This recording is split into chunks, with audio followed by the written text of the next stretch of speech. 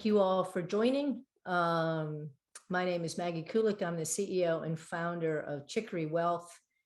And today is June 21st, 2022. Happy solstice to all of you. It's a pleasure to be with you.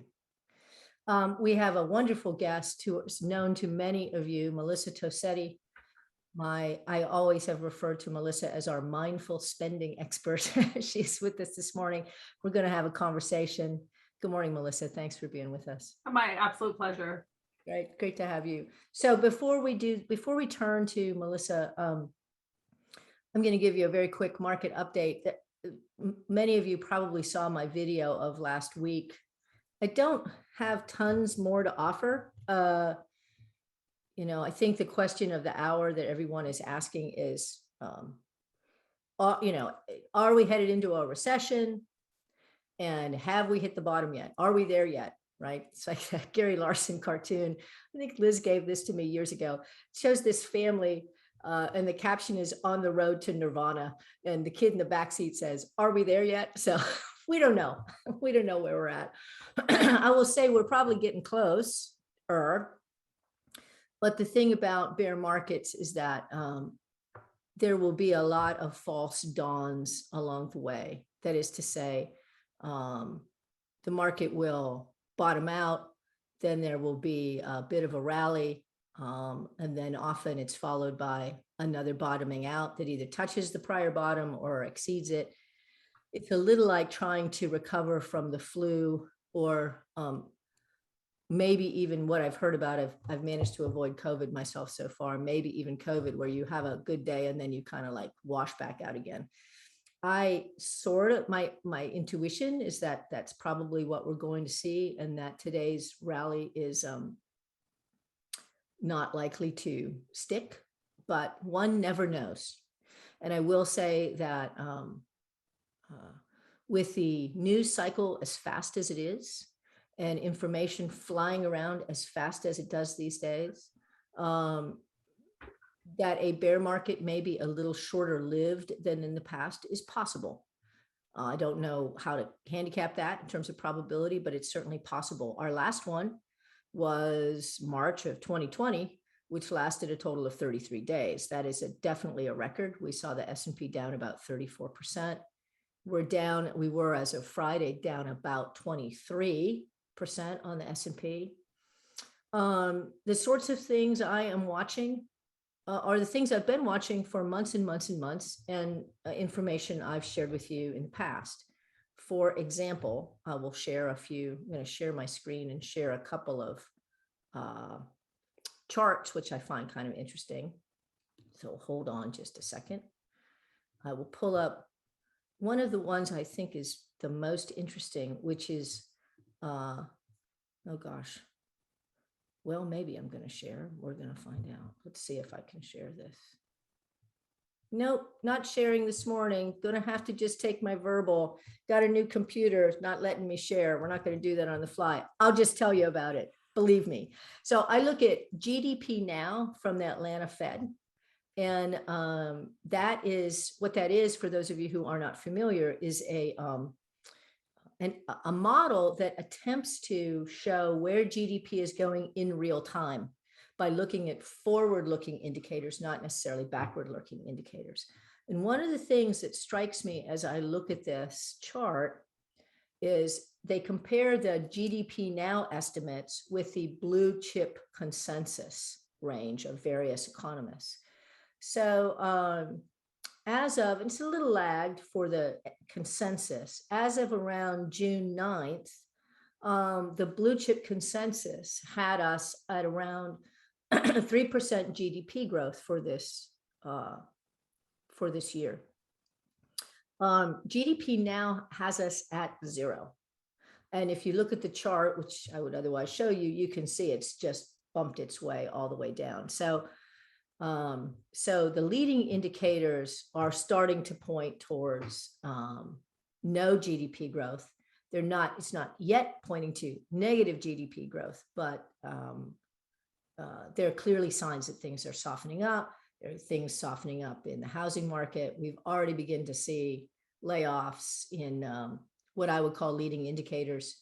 I have a friend I play pickleball with. You're going to hear this a lot. I have a friend I play pickleball with. If you're just joining, if you don't mind turning your video off, we're recording. So just pop off your video. Thanks. Anyhow, she works in the venture capital universe. And, people investing, very high net worth people investing in, companies that have hopeful futures, but have no revenues now, et cetera. And there have just been massive layoffs, according to her, in that industry. All right, that's a leading indicator. So we'll see. You may have read in the newspaper that both the president, that is, say, President Biden, and the Fed chair and Janet Yellen, they're all jawboning that recession is, and Larry Summers, Larry Summers appears periodically, times like these, are saying, yeah, no, we think we can land this plane without heading into a recession. And I wish them all the luck in the world. I will say that I think it's going to be a rough ride potentially. The other indicator I always watch is the yield curve, meaning the various yield rates at different time periods. And we do now have a 10-year treasury that is still today above 3.25. It's at 3.277. It's backed off from, it got all the way to like 3.4% last week.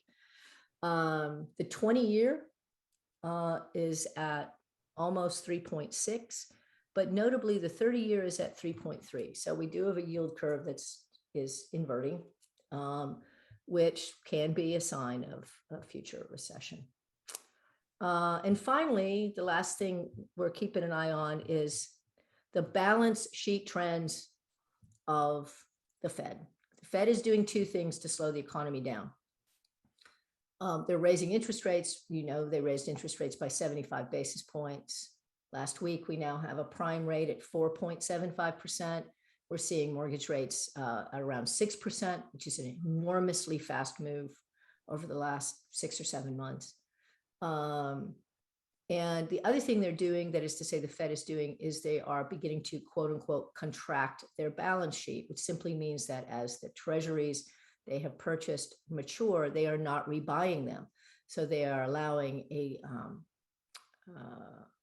a lot more treasuries to come into the system, which should have the effect of driving yields up at the long end of the curve and tightening liquidity, tightening the amount of money in the money supply, all of which is negative, very negative for risk assets.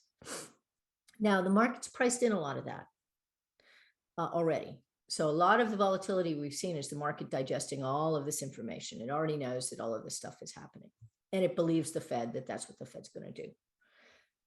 What is arguably not yet priced in is there are some who think that the stock market is still, as a whole, a little too optimistic when it comes to corporate earnings. And this is the whole debate over, are we headed into a recession, and so are company earnings going to begin to contract?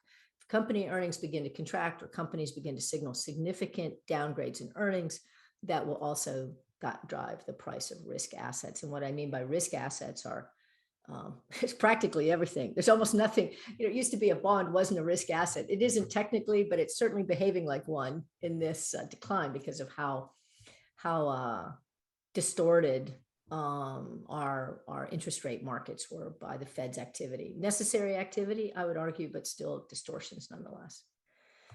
So what does that mean for all of us? Well, it means more or less where we were, where I was last week. For those of you already in retirement, we always carry a surfeit of cash in expectation of what you're going to be spending.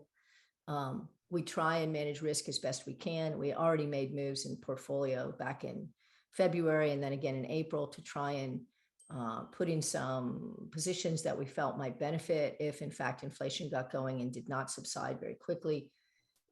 So we're long-term investors. We invest in high quality companies. We'll continue to invest in very high quality companies.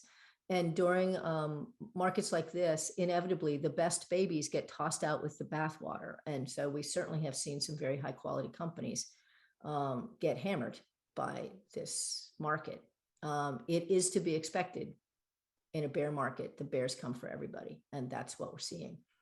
So we'll see what the summer brings. Historically, the summer is kind of meh sort of time period around markets anyhow. Activity gets a little thinner. We might see some relief rallies like we're seeing today. I'm not ready to completely believe that we're at the bottom, but what do I know? We'll see.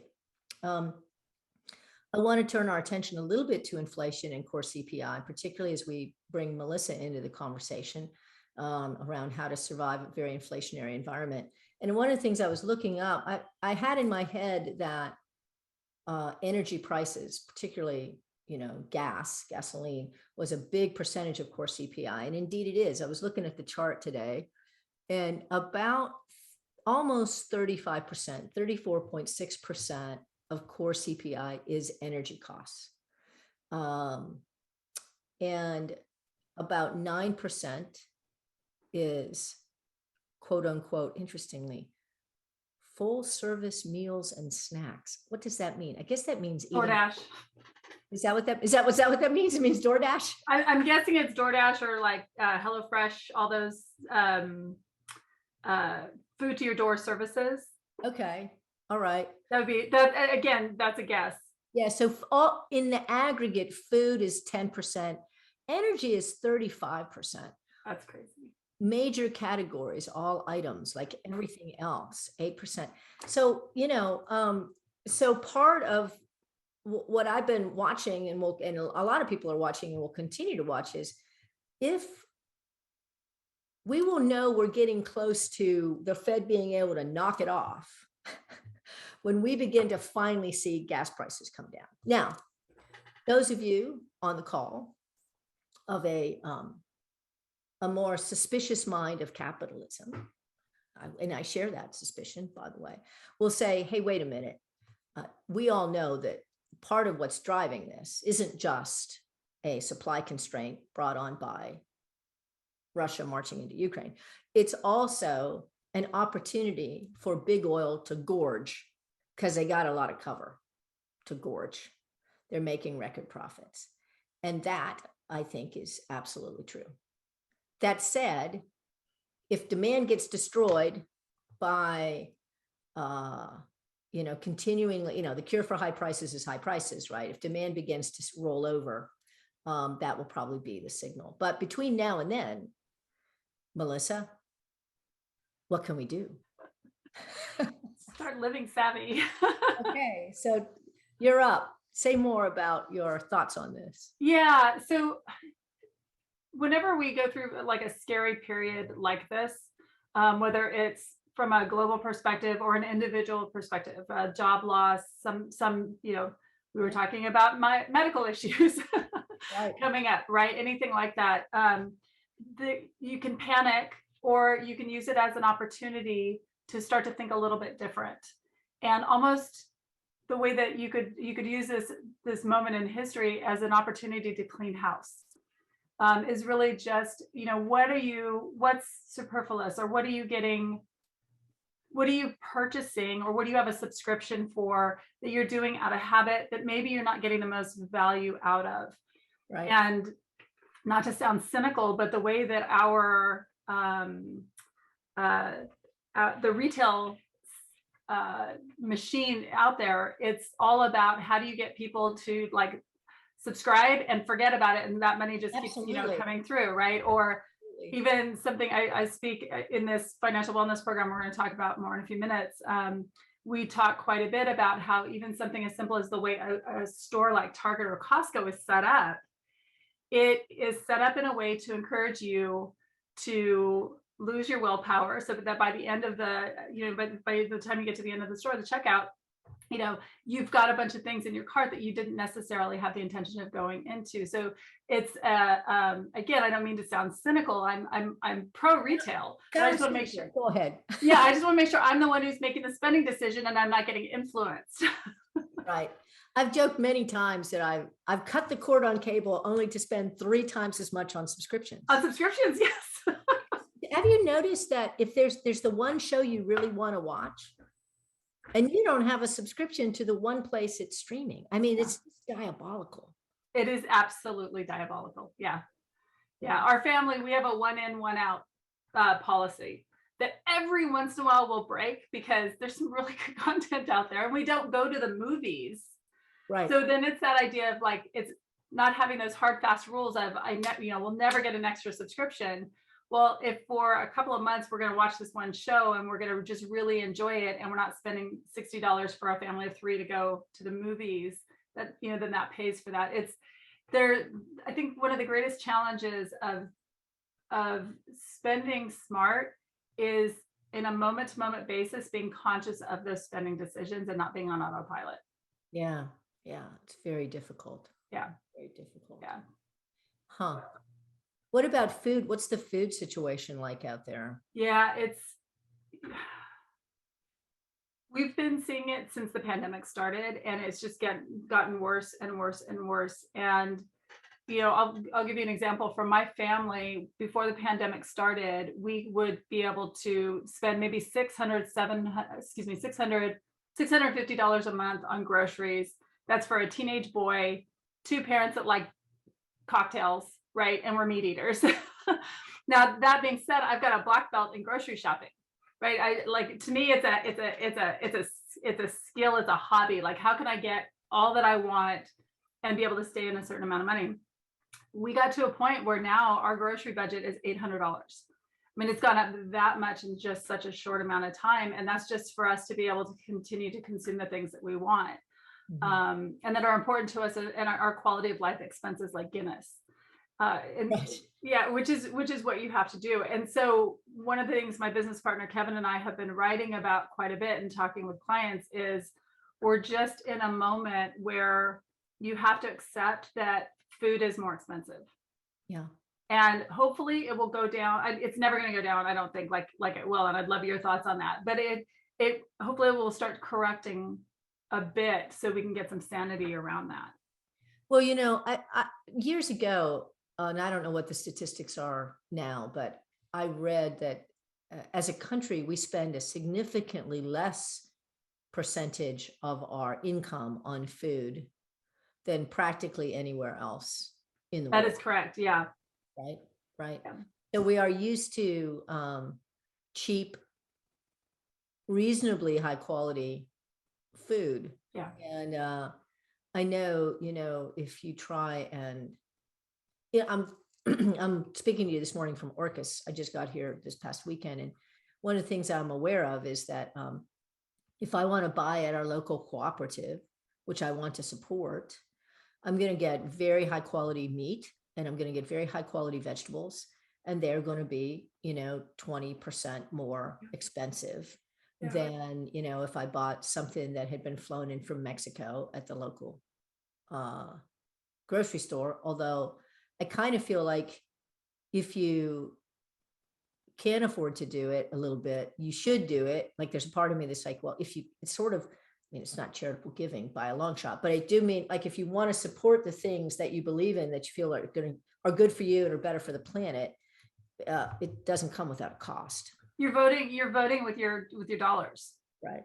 Yeah. Yeah. There's something about that too, though. And I think that, again, so much of this is mindset. And I truly believe that, all right, so now you're spending more on meat and you're going to spend more on produce, but you're going to spend smarter.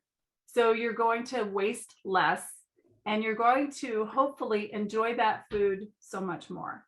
So there's a way of shifting that to increase quality of life. Yeah, it's going to cost a little bit more, but if I can sit down and, we're talking about mindful spending. As Americans, we're not necessarily the most mindful eaters.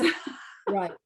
So this is an opportunity for anybody who's been trying to change maybe some of those lifestyle habits to just have that, like, that cost of appreciation. Right. Yeah.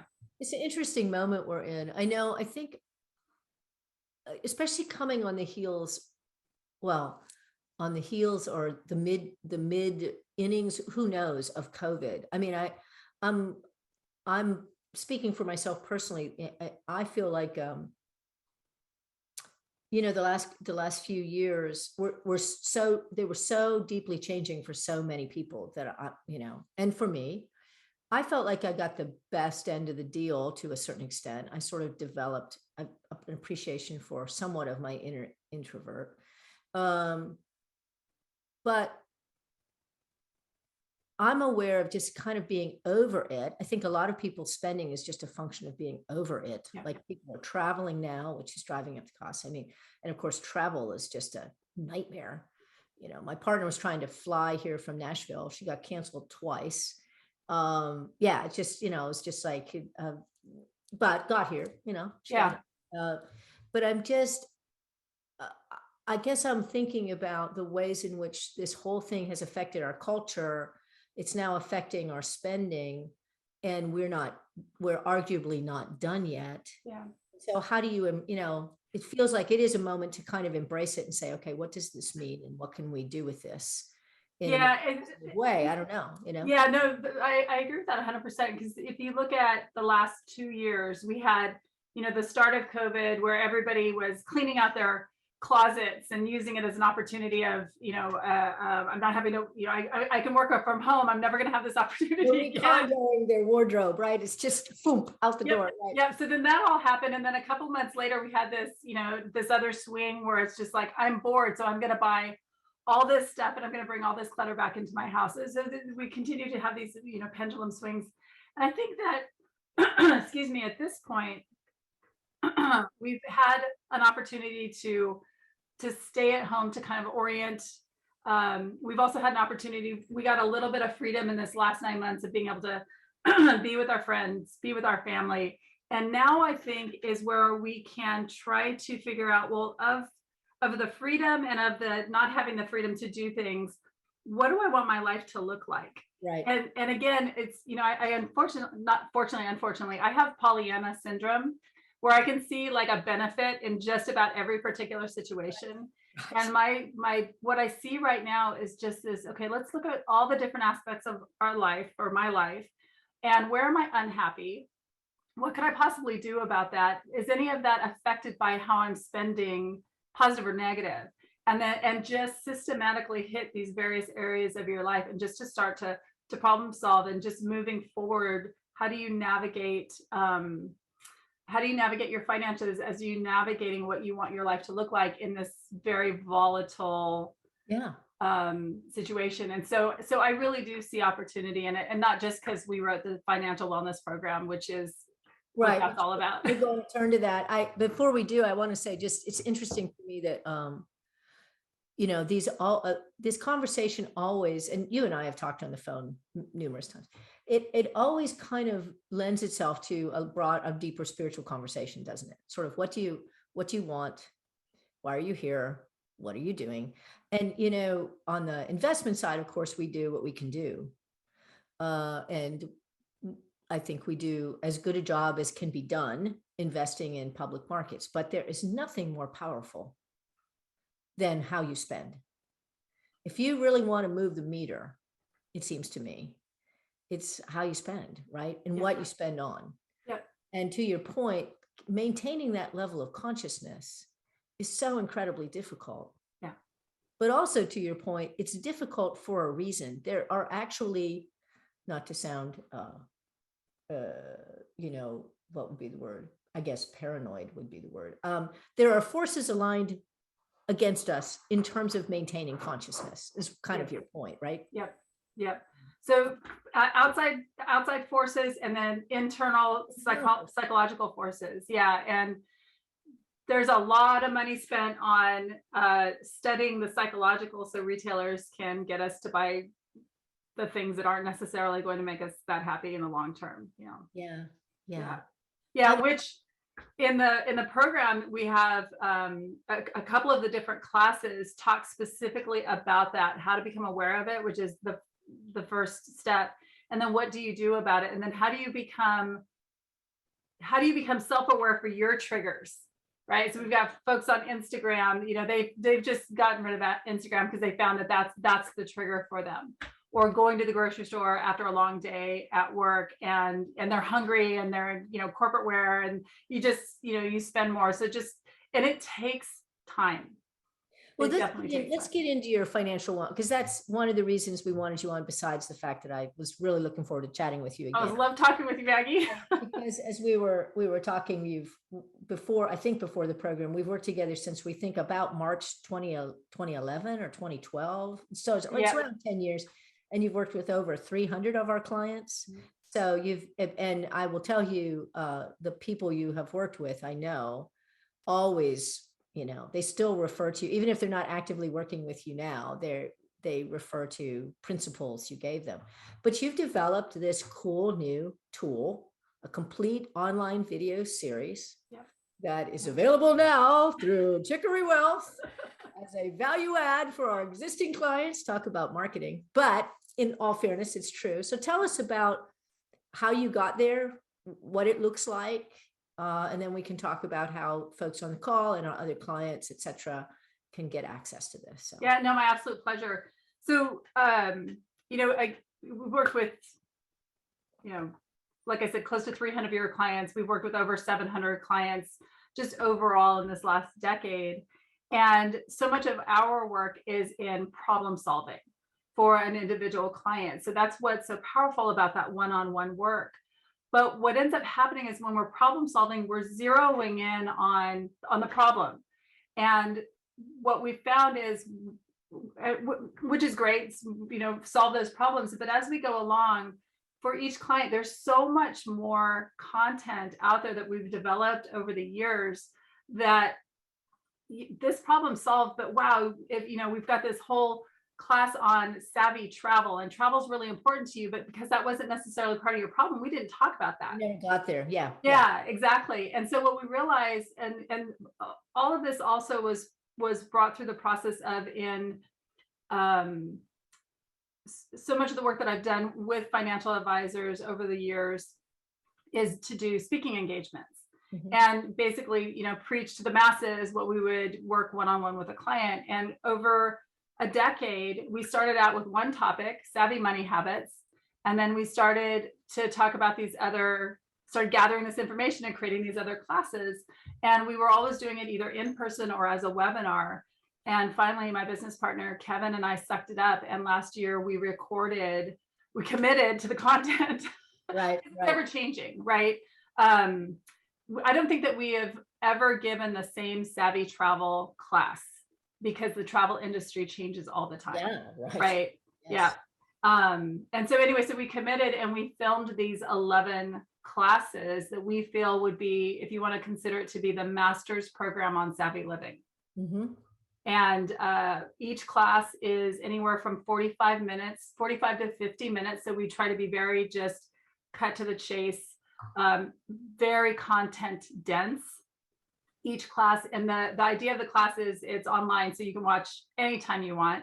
And then each class also comes with just a workbook, a couple of pages, just to call out a couple of ideas within the class, just to get you thinking about, this is what we want you, this is your homework, right? So you can take this content and you can make it work for your particular situation. In an ideal world, somebody would go from start to finish on all the different classes, but you may come in and think, I want to go on a trip in the fall. I'm just going to watch the savvy travel class right now and start there, or savvy wardrobe or whatever that might be. But it really is just, how do you have so much money and you have so much time. How do you streamline so that as you go along, your quality of life increases because you're spending much more purposefully? And when your quality of life increases, you're just happier. Yeah. So 11 different segments, and is it kind of sequenced, I presume, from like the most basic all the way through? I haven't done it myself, although no, that's okay. I need to consider it. I'm like, okay, I should probably do this. Yeah, the first one, I think the first one is the most important because it's really the foundation. So it introduces this idea of, what does it mean to live a savvy life? Living a savvy life is simply, how do you do right by your future self, putting money aside while enjoying today? Right. And you do that through purposeful spending. Right. An example is, how do you take care of your financial future, but you've got your kids at the age that they're at right now? They're never going to be that age again. So how do you get them to Disney World, or whatever it is, get them to Europe and have these, wonderful adventures. That's the best way I could describe it. How do you do that and still put money towards retirement? Right. Because you cannot count on Armageddon. Eschatology, as I used to say, is not a retirement plan. Meaning the end times. Oh, right? yes.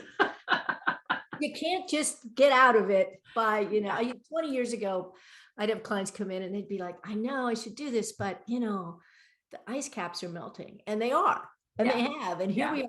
We're still here after 20, still dealing with this stuff. I mean, I'm being facetious, and I'm not. I mean, we do live in a somewhat an extremely fraught time. And so I really appreciate this tension you're pointing to, because it's the tension we live in financial planning long range. I mean, one of the reasons why you and I got together years ago, and I think you just called me up on the phone. I can't remember. I think you totally cold called you. Which is amazing. Nobody gets through to me. I don't know how you did that. It was awesome. It was Holy Spirit or something. But anyhow, because what I was always aware of, and I'm still aware of, is as financial planners in general, we deal with a long-term time horizon, even as we are aware as humans, we may not have individually or even collectively that long-term time horizon.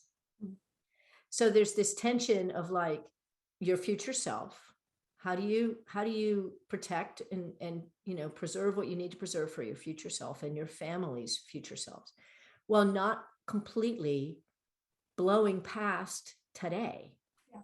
And that tension is poignant, and real. And so we deal with this, this longer term stuff, but then there's the facts on the ground. Give me a second, Maggie. I'm sorry, my computer just went wacky on me. Oh, okay.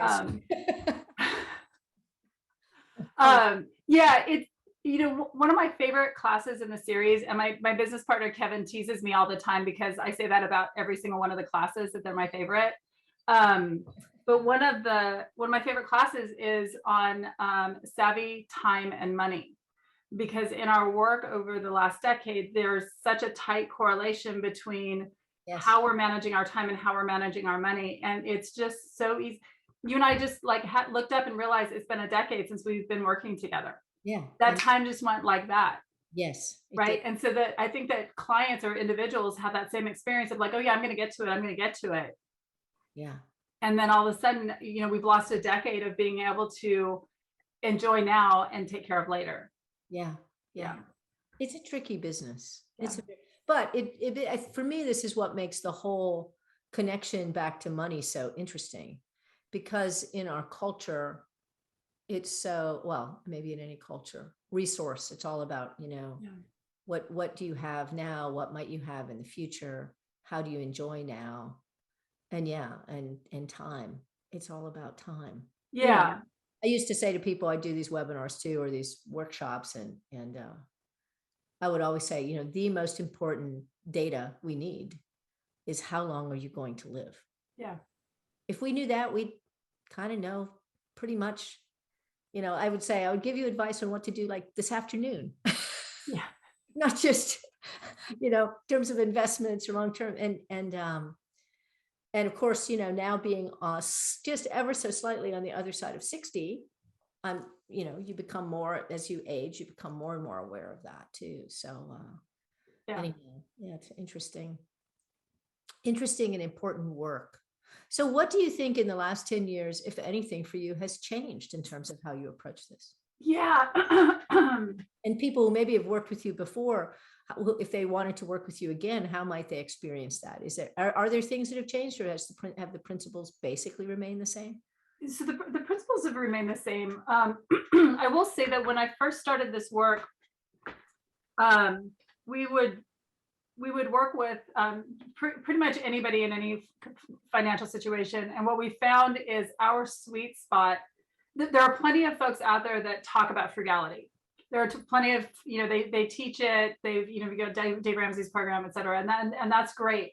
But we found that our demographic, our sweet spot, is really people that earn a certain amount of money. So it's over, usually depending on where you live in the country, over $80,000 $100,000. So you've got income to work with.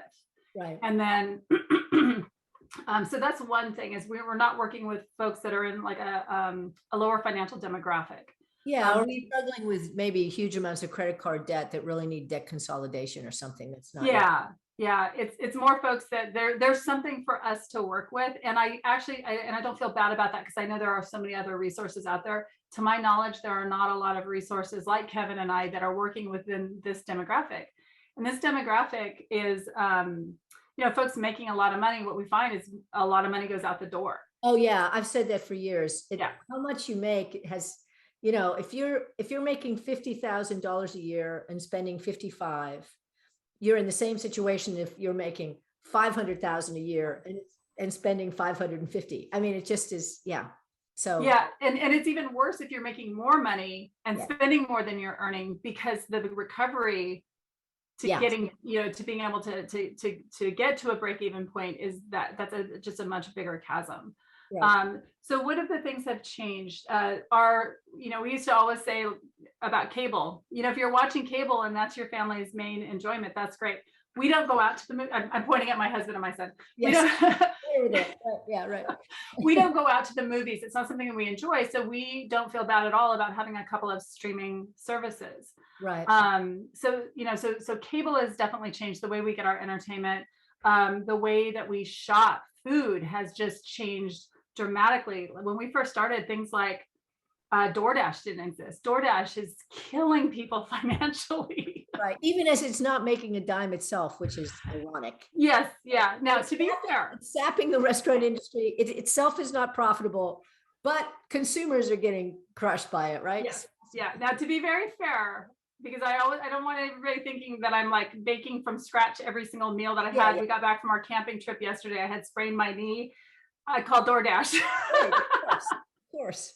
Yeah. Full disclosure. But yeah, I mean, just again, food prices, where we're getting our food, how that's coming to us is definitely changed. Cars, just in the last 2 years, right? 2 years ago, we would have said, you know what, maybe you'd want to get a nice, reliable used car instead of a brand new car. That has completely flip-flopped. Yeah. In the last year, it's you're better off, right? In this moment in time on, June 21st, 2022, I want to cover myself there. It's probably smarter to get a new car, because it's going to be only within maybe $5,000 of what a used car could be. Well, it's interesting you mentioned cars, because one of the things that's changed for me in the last few years, maybe the last 5, is I would never in a million years have suggested to anyone ever in the past that they lease a car. Yeah. And now I do think there are conditions under which a lease makes sense. And I never would have believed I would have said that. I mean, it has to do with the fact that cars are computers on wheels, depends on where you live. A lot of people, because they're working at home or retired, right? Yeah. A number of clients, I've been doing this long enough that I've got a number of retired clients. They're not driving anywhere near as much as they used to. And what's going to kill a car today is going to be more software problem. Yeah. And then the technology around electric is moving so quickly. So so that's a different, like, who saw that coming? Well, things change. Yeah. But you mentioned travel. When you think about that today, right? Can you give us hit a few highlights about how that has shifted for you? Yeah. So,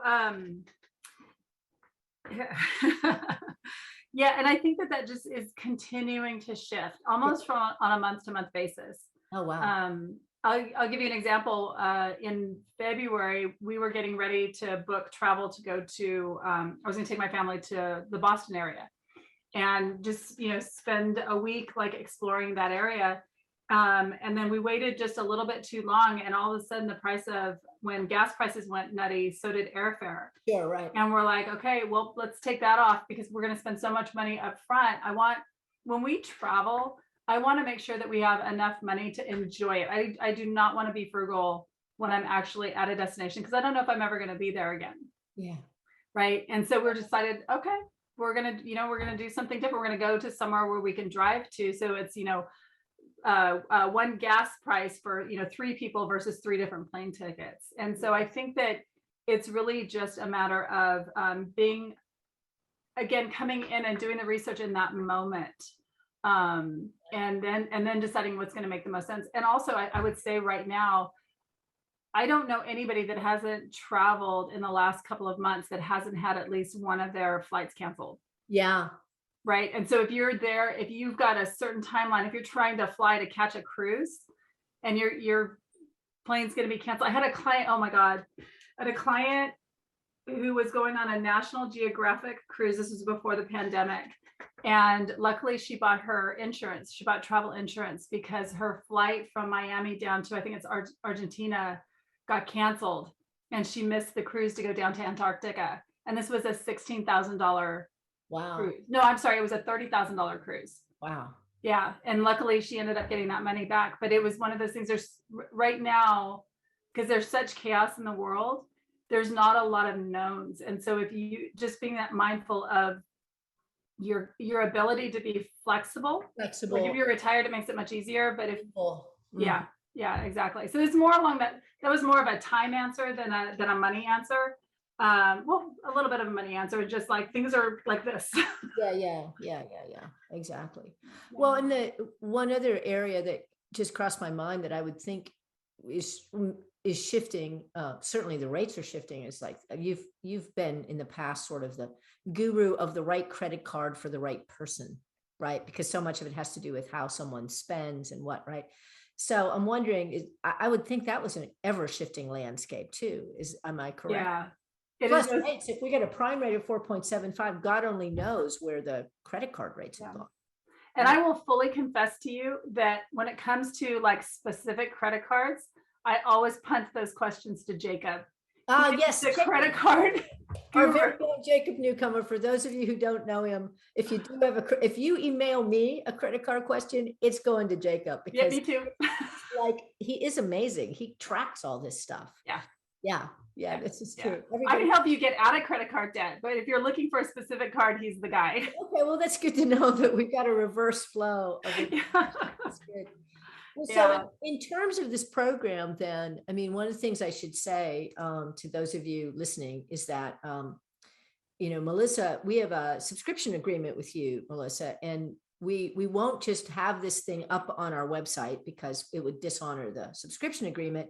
But if you are a client of ours, you can contact us and we can link you to the page that these videos are on, so that you can go ahead and do the program. And obviously, I'll say again, for any of you who are our clients, or people who might be our future clients, Melissa comes with our work. That is to say, if someone needs or wants support around mindful spending or looking at the details of their spending or trying to think through that level of detailed decision making, Melissa continues to be our wonderful go-to person. And and Liz says she will send thank you. The online program to everyone on the call. That's great. That's great. Yeah, Maggie, do you mind if I mention just what the various classes are in case it might pique interest? Sure. All right, test myself, see if I can remember all of them off my top of my head. Right. So we have the Savvy Money Habits, which is really just the habits that most of them you are likely and you're aware of. A couple of them are, I think, specific to us in our program, but it's not like the money habits that we're talking about so much. It's like, how do you put them into play? How do you make them a habit? That's what that content is all about. The second one is how to create a spending plan. So the one-on-one work that we do with clients, we basically poured that information into this one class, and it comes with a template of this of an Excel worksheet that you can use to create your own spending plan.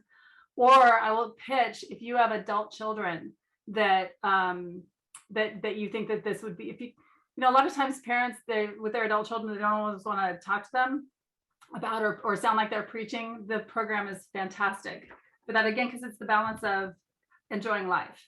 Right. So then we've got the how to savvy time and savvy money. Again, how do you be purposeful in both so your quality of life goes up? One of the other ones is how do you manage credit cards in this world where we're almost forced to use them? Yeah. right? So how to manage them better, or if you're trying to pay down debt, how do you pay down that debt while you're still having to use that credit card? Another one in the another one of the classes is how do you update your spending plan? So about 6 months in an ideal world, I'd be working with every client that I've worked with. I'd have a 6-month touch base with them, or at least once a year, where we're updating those spending plans because they're living documents. As we've just talked about for the last 45 minutes, everything changes. Right. And so that's critical to update those.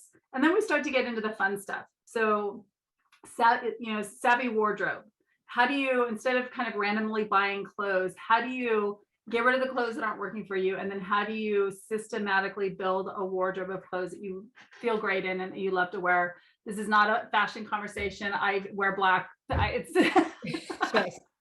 but it's really just about the tools and the habits around shopping and staying ahead of the game. And then the savvy kitchen is all about food. And that's another one that just it updates a little bit more frequently, from everything from meal plans that get delivered to your door to getting to the grocery store. Again, the habits around it so much as just anything else. One of my favorites is the savvy holidays, because that last 6 weeks of the year, when it's supposed to be a celebration of the best of times, usually there's one person in the family that is absolutely miserable and stressed out and trying to get everything done. And there's a financial hangover in January. So it's really, how do you get to where, again, the quality of life goes up because you're spending purposefully and not getting swept away during that time period. And then do I get wardrobes, travel? And then travel is, how do you find more money to travel? And then where do you get the great travel deals? And I think that's it. I think that's 11. I didn't count, but I'll trust you on that. It's yeah. good. So you can see the idea is it's touching on all the points of our lifestyle that are touched by money, which is lots and lots of things. I mean, you can track it back, right? Exactly. Do you have plans to continue to update the material? Our intention is actually to update the content every year. Okay. Yeah. So talk about living documents. Yeah. Yeah. That's great. That's really great. Yeah. I'm very proud of them. Yeah. Well, I mean, you should be. It's a huge service to people.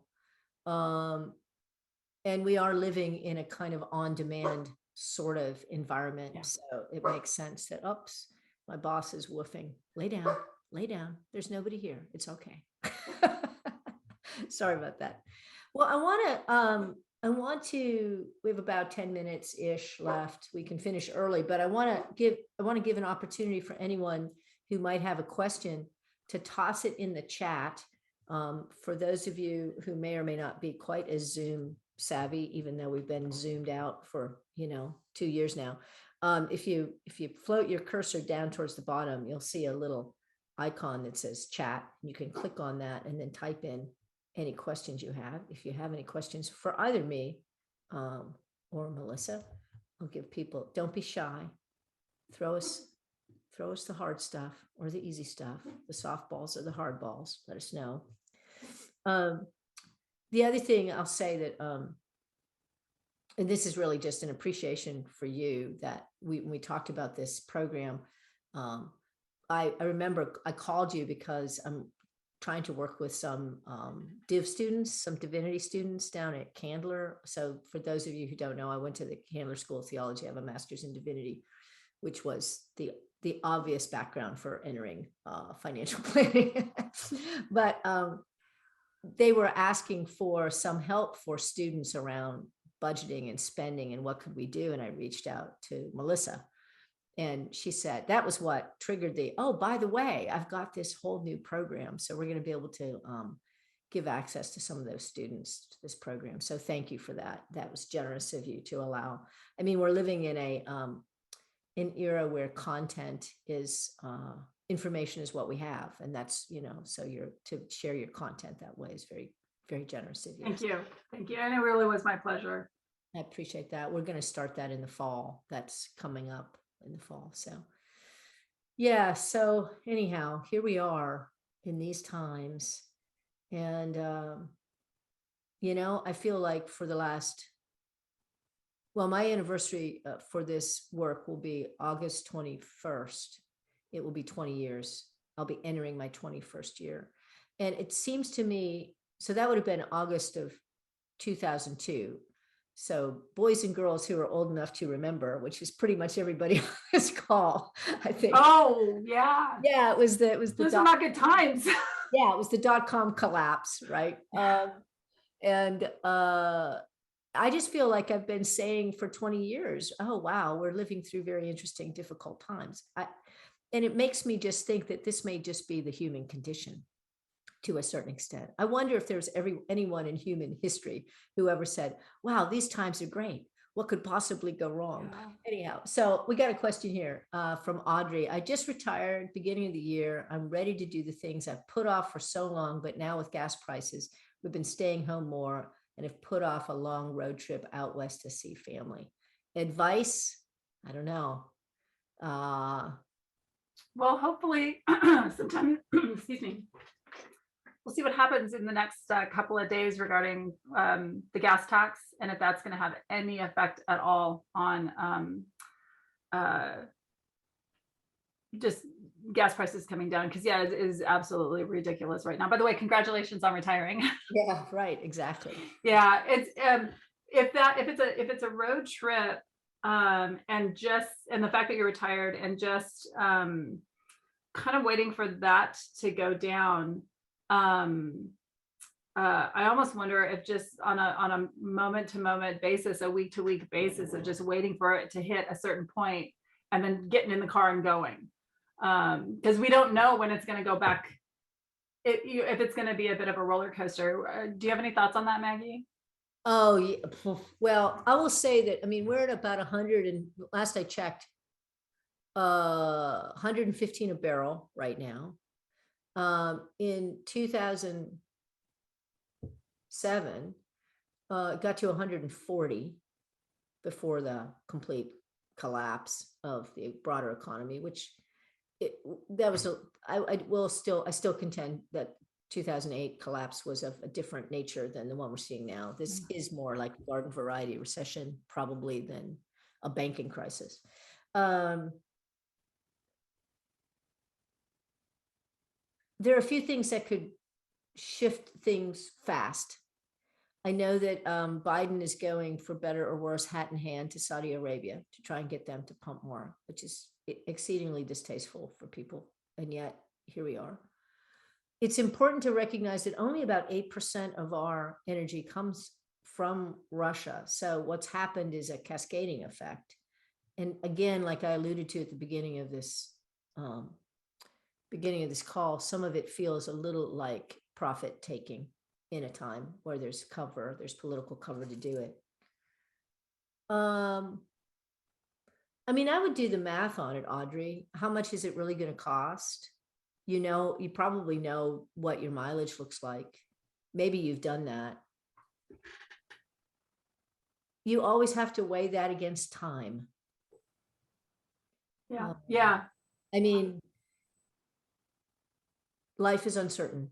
I know that personally very, very deeply. And so you want to like balance I'm going to put it off because of gas prices, and then something happens that you never really get to make that trip. So I think it's a hard call, but I guess you could look at, are there other things you might do that do you have to,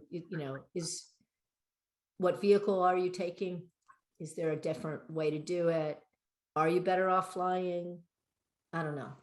I would say even in the short term, are there other areas in your life that you might be able to economize on just for a month or two to be able to just shovel money away for gas prices? Because we're seeing, depending on where in the country, hotel pricing is not too bad.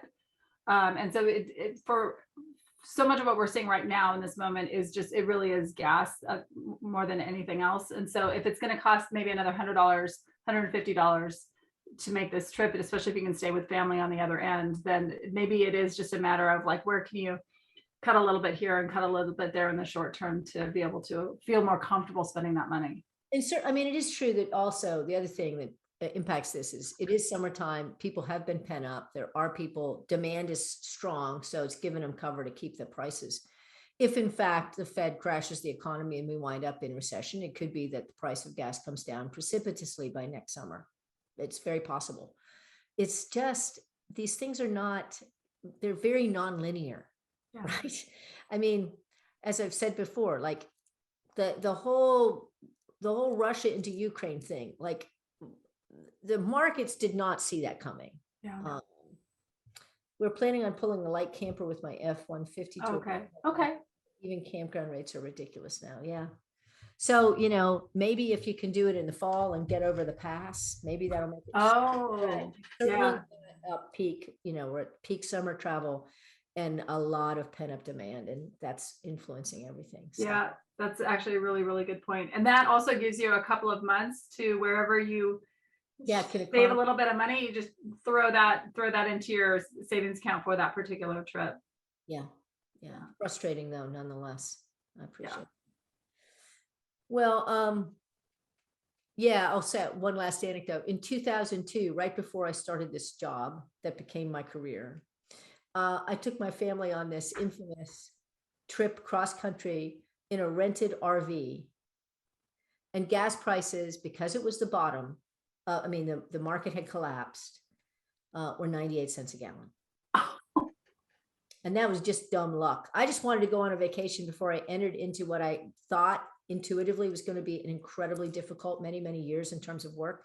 I was right about that. It was the right decision. But it was 98 cents a gallon. And I don't think we've seen that since. And it had to have been, I could never afford to, you know, I mean, it's like anyhow, that's a long story. My partner's hives have finally gone away from the trauma of that trip with 4 kids, a dog and a parrot. That's another story for another time. I'll leave you now. On that note, I just want to thank you very, very much, Melissa, for being with us this morning. It's just a pleasure to see you again. And I know you have an upcoming surgery, little hip surgery going on to repair some wear and tear. Wear and tear. Thank you. And I love talking with you. So I appreciate this and love talking about money. So absolutely. Win-win. Infinitely interesting. So, well, enjoy the rest of your time. And thank you all for joining today. For those of you who joined the call, Liz will send out the link if you're interested in this program. And for those of you listening who are not live, if you are interested getting access to this program, no problem. Just pop us an email and we will link you to it. And we wish you all very well. Thanks very much. Thank you. Thank you. All right. Happy solstice. All right. Yes, indeed. To you as well. All right. Thank you. Bye-bye.